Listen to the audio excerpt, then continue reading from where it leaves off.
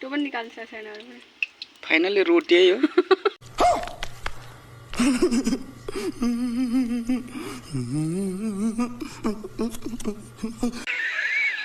कति फोनको हो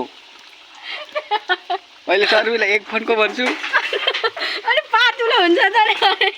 के गुन फोन फोन घुमाछ त पातुलो हुन्छ त के गर्नु ल है राम्रो जस्तै जस्तै देखिन्छ नाइस तेस्रो रोटी यो चाहिँ एकदमै मिठो छ यो चाहिँ अहिलेसम्म